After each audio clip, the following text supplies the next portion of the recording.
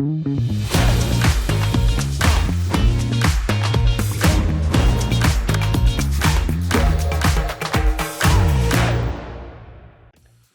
and welcome back to today's episode of Model Makers UK. I'm Ariane Young, hair and makeup artist, and this is... John Wynn. I'm a photographer and not a hair and makeup stylist. No, definitely not a hair and makeup stylist. I can barely do my own hair. This channel is all about behind the camera, talking about hair and makeup, photography and styling. So if you like that, give us a subscribe and like this video. And please comment down below to give us more suggestions for shoot ideas, maybe. Yeah, because we're running out. No, we're not. This is all going to be an interview to do with John and how he got into the industry. Finally. And yes, you can say your piece. All about me. The moment you've been waiting for. Covering my shot here, Ariane. Right, so seeing as you're dying to talk about yourself, Yeah. please let's just start off with an easy one. Like, how did you get into photography? Well, yeah, I think I got into it in the way everyone else does, really. A really standard route. I did a biochemistry degree. Really I standard. didn't do any photography courses. Oh my God. So, yeah, I didn't go down. I didn't do any arts. I did science and mathematics through school and A-levels, and then did a biochemistry degree at university. As you do. Just, you know, for the bands, for the laughs. And the way I got into it, I think it was in my first year at uni, where my housemate wanted to join the photography club. Okay. And she asked me and my other housemate to go. And we thought, lame. We didn't want to join any clubs, to be honest. We were just too busy drinking and having fun. And we were just too cool for school. We were not cool. But anyway, so she wanted us to join. I said no. And she went, oh, but you know what? There's going to be loads of girls down there. Oh, okay. I was like, okay, I'm more interested now. Tell me more. So we went down to it and we did our first, we learned all about a dark room and taking pictures, and then really got to enjoy it. But also found out that standing in a dark room by yourself with chemicals, you meet no one. It's literally the loneliest pastime. So no girls in there? No girls, no men, no people, no animals, literally Nothing. And you can be any more by yourself because you're literally standing in the dark. So you can't even see yourself. But I found out that I loved it and I got into it. And anyway, I just started taking pictures on the side, travel photography, which I loved, you know, street photography, which everyone does. And I didn't really get into it until I went to work after university, teaching in Japan for a couple of years, and I was doing pictures there and everything. And I thought, I'm going to be heading back to the UK soon. So what am I going to do with myself? And I thought, I could get a proper job and do a sensible thing. You know, I got a good degree. I could do something, you know. And I thought, you know what, I'm still young. Why don't I just have a go at the crazy career and just something out there? And if I get it, amazing. And if I don't, it's literally, you know, I'll spend a couple of years trying something, and at least I can say I tried it. And did you find societal pressure just to get a normal job at first, or? Oh yeah. Yeah. Yeah, and economic pressure. Yeah. Oh my God, yeah. You just need money. I wasn't starting, so I joined an agency. So I actually started I was going to do a course because I'd never studied any photography. I didn't do any courses. I thought I better learn how to use a camera properly. Like, if I'm going to do this. So I applied for a course, and it was a chicken or egg kind of thing where the course I wanted to do was a photojournalism course because that's what I wanted to do. I like the whole idea of being an action photojournalist. And the course said to me, what experience do you have? And I was like, well, I'm trying to get on a course to actually learn how to do it. I can't get experience if I don't know what I'm doing. And they were like, oh no, you need experience for the course. I'm like, but I need a course to show me how to do stuff so I can get experience. And it was like, this is just going never ending thing. So I did a bit of work experience at a local paper, and then they just said, look, don't waste your time with courses because you're learning everything on the job. Oh, okay. Told me to skip it, and it was the best advice ever. Oh, really? So I joined a local agency up north in Yorkshire, and I did that for like 3 years. Wow. And then learned everything on the job there and got shouted at a lot for getting things really wrong. I was going to say, was that quite nerve-wracking just to throw yourself in at the deep end? Yeah, literally. Literally, it was terrible. Yeah. And like, every job was kind of terrifying because it was the first time of doing everything. And all the gear they gave me, they literally gave me So I went from having one kind of like consumer camera, just something that you'd buy for, I thought that was a lot of time, £150. Yeah. And then all of a sudden they were giving professional gear, a big bag of it, and being told, there you go. And there's no instruction book. Oh my Because God. it's someone else's, it's gear from the office and all the other bits. And I just had to sit at home and try and figure out what all the buttons did. And I literally had no idea what it all did. And I was trying to figure it out on the fly. Yeah. And, this was a photojournalism job. So, one of the things I had to do was literally, I was on the way to interview at this agency. The boss at the time called me while I was in the car and he's like, you're coming into the office, yeah, to meet us? And I was like, yeah, that's right. And he went, yeah, don't worry about that. Don't come into the office, actually. Head to this courthouse. I don't know if I said, but there's a paedophile. Oh my God. And he's coming out. We need a picture of him. I'm like, what are you talking about? This is a lot of information to take in. I thought I was going to come in for a chat with you. And now you're saying go find a paedophile. Like, Oh, wow. So, yeah, that was like an introduction, literally my first proper introduction to it. And everything was from then on the deep end. And it was sink or swim. God. Yeah. So for someone starting out, would you recommend having all the gear and no idea, or having a select amount of gear that you can really learn well? Yeah, like when I started, to be honest, I joined an agency, which is a great way to start, really. Yeah. A small agency. They sorted me out the gear. They paid me peanuts, though. They literally said that when they hired me. They went, we're going to pay you peanuts. I think it might have been the exact words. Oh. But they said, you're going to get loads of experience from it. Yeah, so basically I thought in my head, doesn't matter, I'm not getting paid much, but the experience will be invaluable. And it was, because after 3 years of that, I went freelance. Moved down to London, and then things just started flowing after that. And how was that feeling first going freelance totally on your own with no safety net? Oh yeah, it's nerve-wracking, because that was the point at which you actually have to buy all the gear. Oh, yeah. And it's yours then. Okay. So you're not working for anyone else. You're spending a huge amount, outlaying massive amounts. And did you get loads of gear to start off with, or did you got cherry pick? The exact amount to just start with that you needed. Like the very basics, you get 2 cameras, pretty standard, a long lens, a shorter wide lens, and then I was just slowly adding one and a flash gun and stuff like that. You just slowly add to your kit that you could afford as you went along. From that point on, it's all been a whirlwind to kind of like going from shooting, big crime scenes, to royalty, to various head of states, big events, riots, you're going from country to country. You're literally going from like, one time I was in the middle of summer on a job, and then the office called me, one of the newspapers, the national newspapers, and they went, have you got any cold weather gear in your car? And I was in the middle of summer, I'm absolutely baking, I'm in shorts and t-shirt, but I do always keep going way back just in case. I went, yeah, I do have stuff. And they went, okay, can you get to the airport and fly to the Arctic? Because a polar bear's just eaten a public schoolboy. Oh my gosh. Sorry, what's that? And he's like, Wow. yeah, a public schoolboy has just been eaten by a polar bear. Can you get up there as quickly as you can? So you literally just jump on a plane, and before you know it, you're in the Arctic, and Wow. you're looking for a polar bear. The job is pretty surreal at the minute. Oh, did you manage to find one? Or No, most of the time just hanging out in the hotel. I found a stuffed polar bear in the hotel lobby. do I? Got a picture with that. You can specify what kind. Yeah, exactly. But like, it's so much fun in that it would just be so random. No day's the same, is it? No, This job? especially in the photojournalism bit of it. It's intense at times. It can be quite quiet and boring at other times, but like it's kind of like quiet, bang, mental. Quiet, bang. Yeah. So yeah, I really enjoyed it. Learned to deal with the quiet times. Sleeping in my car. Crying to sleep at night. Trying to sleep in my car. Yeah, no, I would self-study a lot.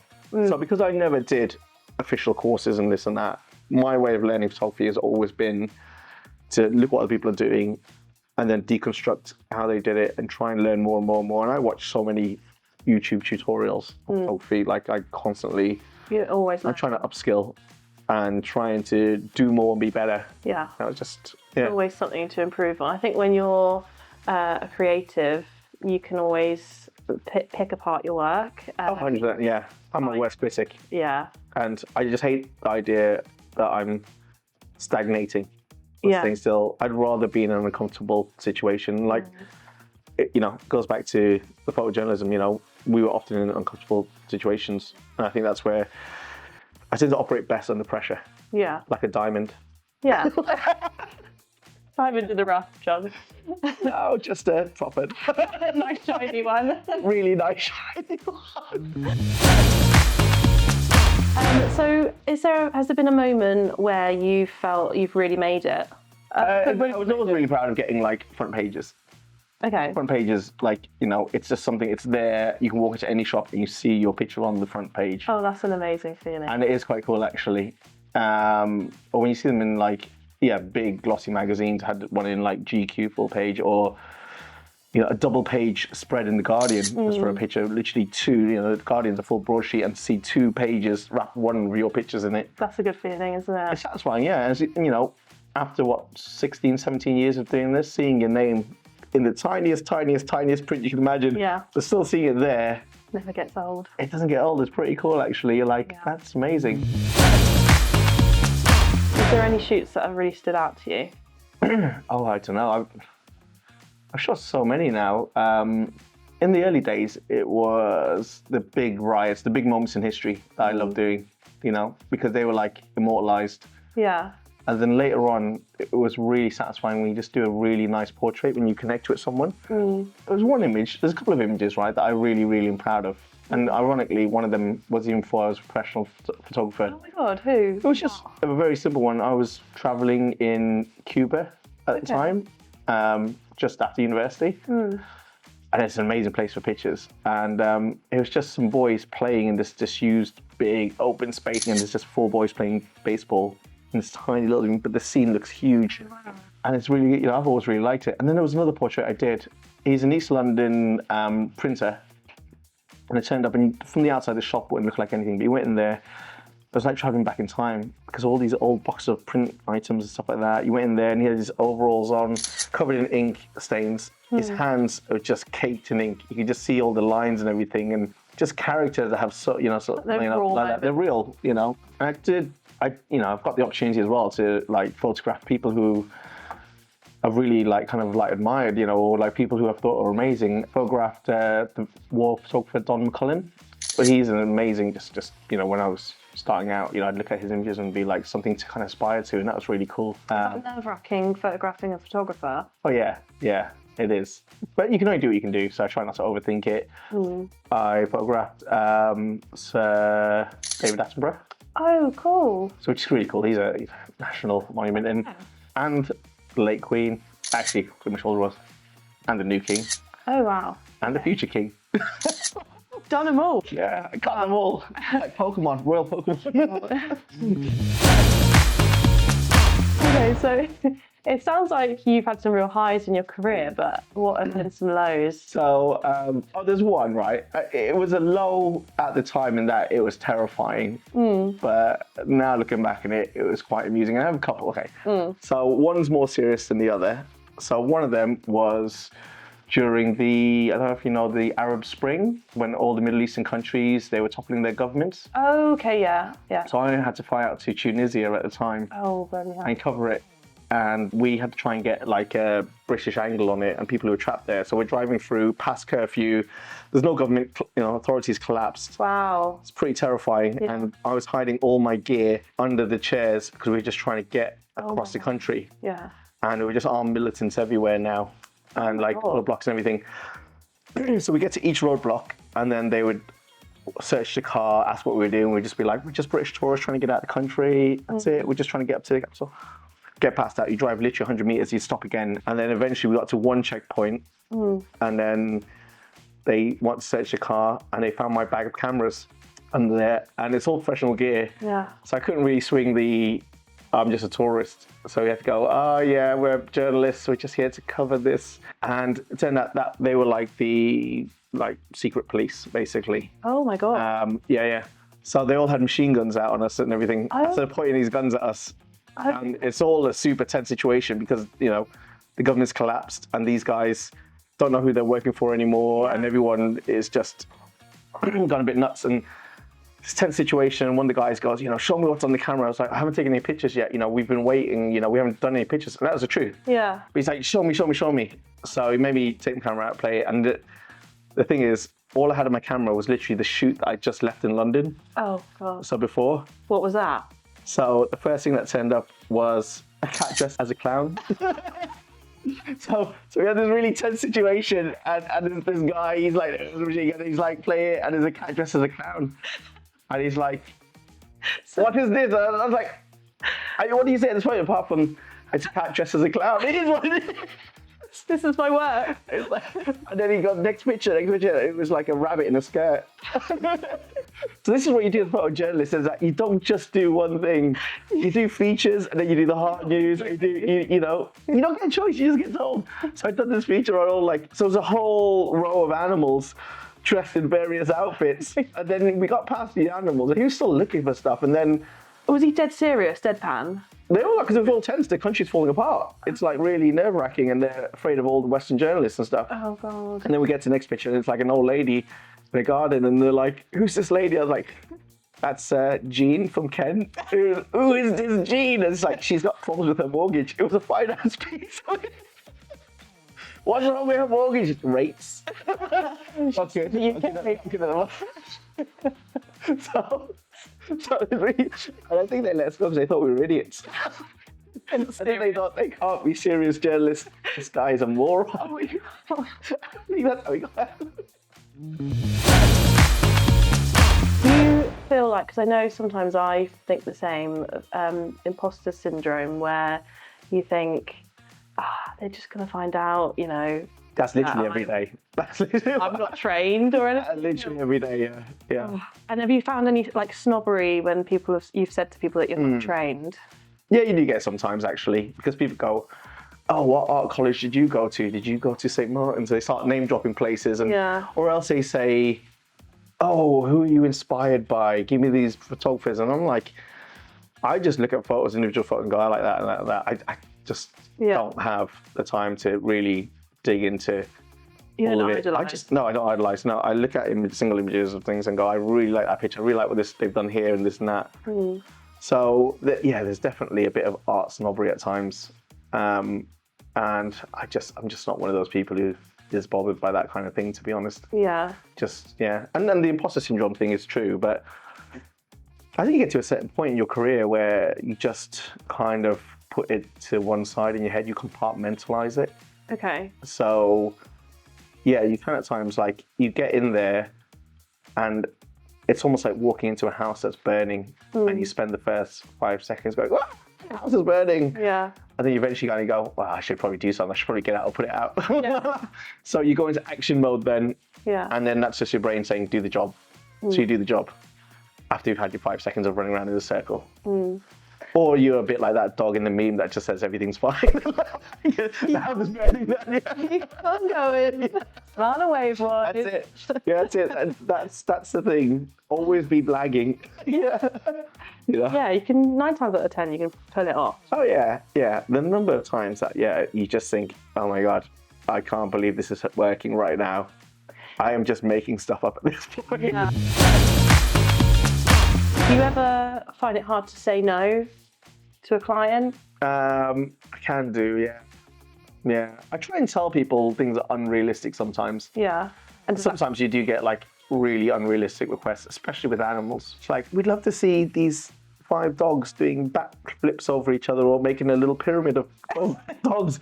You have to go, I can see what you'd like to have. How about I just get them to stand near each other? Because that'll be pretty successful when it comes to animals. I've done enough animal shoots to know they will never do what you want to do. Oh God, no. What's that saying? Children and Yeah, I've had to do pictures of like rabbits jumping hurdles. No. Piglets reading newspapers. I've done a pig in a back garden before. Yeah, was it reading a newspaper though? No. My pig was. So now you've moved on from photojournalism. What are you up to now?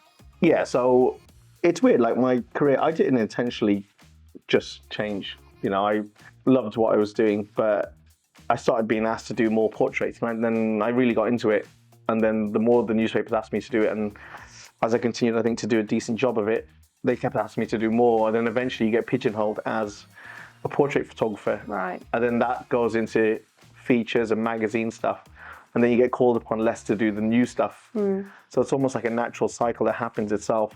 And then I started doing more corporate work then. So very occasionally I do a bit of photojournalism still, but not so much as much these days. And it's a different set of challenges, which I really enjoy. Like photojournalism is go, adapt to a situation. Things are happening around you and you manage them. You know, you work within them. Whereas in features and fashion and portraiture, it's controlling the environment. You're in control now. And that comes with its own pressures and that. Now everything is up to you. You know, the other side, nothing's up to you. It's a riot, so you can't even tell the rioters, you know what would look really good if you guys just stand there next to the fire. That'd be really cool. Could you just do a dive or something? I can roll away from there really good. So you can't direct anything in that kind of situation. But in a feature, literally no one will do anything unless you direct it. So you have to control the whole scene and that whole pressure. So anything that looks weird or wrong, that was your decision. And it's on you. And it comes back to you unless there's a creative director involved, which is pretty rare. So I like that challenge of it. I'm using lighting and it's more technical. So that has its own set of pressures because you're like, are you overthinking a shoot? Are you adding in too much? Are you not doing enough? You know, and there's all these questions, literally a million questions. I think with photography, people just think you turn up with the camera, you just press it. There's so much consideration. There's literally, you know, you're deciding what focal length to hit. You're deciding like, what style of lighting, how heavy, you know, you're going to decide like, are you going to come in close? Are you going to, you know, what kind of like dynamic are you going to ask them to be? Are you going to ask them, you know, it's yeah. And so you got to choose, make constant decisions. And I quite like that. So do you feel like you have your own style or is that adapting and changing with every shoot? I'm quite a minimalist photographer. I love people who do these complex things. But I'd be disingenuous if I tried it. I have my style. I like very clean lines, you know, very clean aesthetics. But I'm always looking to try stuff. And that's what the test shoots, and that's why, you know, obviously we've done mold makers is. Yeah, you never know. Well, it's, you know, I always want to push myself out of the comfort zone, and you're the same as well, and do stuff that we wouldn't do day to day. You've got to challenge yourself, otherwise you'll never grow. Yeah. So where do you see yourself going in the future? Conquering YouTube together. I would be happy just to keep evolving as a photographer, just learn more, be just more creative, because you can get bogged down into day-to-day jobs. You know, the brief is this, the shoots are can be quite samey and stuff like that. And so you stop trying, and I've met older photographers who have really stopped trying now. And you just kind of go through the motions. I'm like, oh. I got into photography for the creativity. That sounds really a bit Ponzi, doesn't it? I got into it for the art. For the beauty, the lines, the colours, so many colours. Maybe they are. But yeah, no, I still want to feel like I'm doing something creative and worthwhile. So that's why I want to just keep learning new skills. There's always things to learn. Want to learn a bit of video. Oh, okay. You know, branch out a little bit. Yeah, but I'm loving all these side projects as well. It's so much fun. To do, and it's nice though because doing with people you know, and it's fun. There's no client. Telling you what to do. Yeah, it's exactly what you want. Yeah, exactly. So that's really lovely. Right, if you enjoyed that interview with John, like I most certainly have, it's been great to talk to you. You're still here. Why? Do something better. Well, if you're here, you've obviously liked this video, so give this video a like and subscribe to this channel to see more content like this and behind the scenes on some of our photo shoots that are coming up. Yeah, we've got loads of fun and exciting projects, and give some ideas if you've got your own. Please, yes. The more ideas, the merrier. Yeah. Right, I guess we'll see you on the next one. Bye. Bye.